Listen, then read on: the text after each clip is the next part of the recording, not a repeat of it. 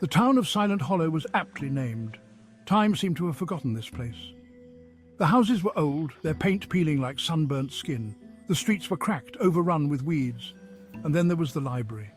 It stood at the edge of town, a looming shadow against the grey sky. The library was once grand, a place of learning and wonder.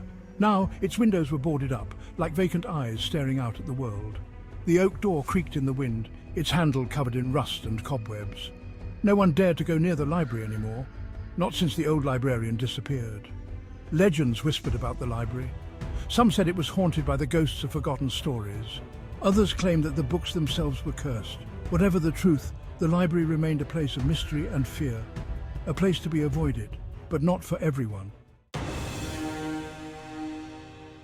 Mia was different. She wasn't afraid of the dark. She wasn't afraid of stories, even the scary ones. In fact, she loved them. They filled her head with adventure and wonder. So when the storm hit and the power went out, Mia knew exactly where she wanted to go. The wind howled like a hungry wolf as Mia made her way down the deserted street. Rain lashed against her face, but she didn't care. She was drawn to the library, compelled by a force she couldn't explain. It was as if the building itself was calling her name. As she reached the library's steps, lightning flashed. For a brief moment, Mia could have sworn she saw a figure in the window, a tall, gaunt figure with piercing eyes. But when the lightning faded, so did the figure. Mia shook her head. It was just her imagination playing tricks on her. She pushed open the heavy oak door and stepped inside. The air inside the library was thick with dust and the smell of decay. Cobwebs hung from every corner, and the shelves were lined with books that seemed to sag under their own weight. Moonlight streamed through the cracks in the boarded-up windows, casting long, eerie shadows across the floor. Mia shivered. The library was even creepier than she imagined. But she was here now, and something told her she couldn't leave, not yet. She walked deeper into the library, her footsteps echoing in the silence. Suddenly, something caught her eye. On a dusty table in the center of the room, a book glowed with an ethereal light. It was as if the book itself was generating its own illumination. Mia cautiously approached the table, her heart pounding in her chest. The book was bound in ancient-looking leather, its pages filled with faded ink.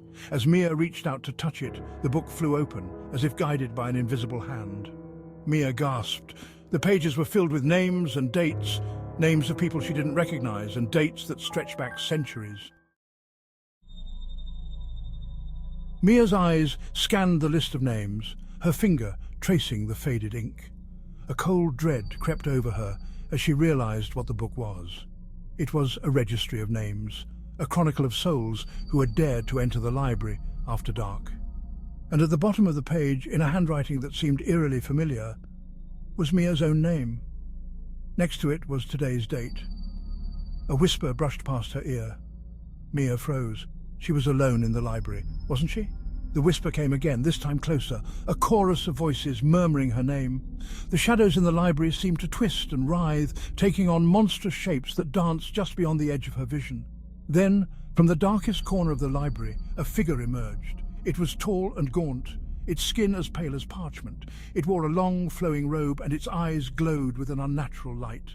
The ghostly librarian glided towards Mia, its skeletal fingers reaching out for her. Terror gripped Mia's heart. She stumbled back, knocking over the table and sending the glowing book crashing to the floor. The whispers stopped, the shadows froze. The ghostly librarian paused, its glowing eyes fixed on Mia. Then everything went dark.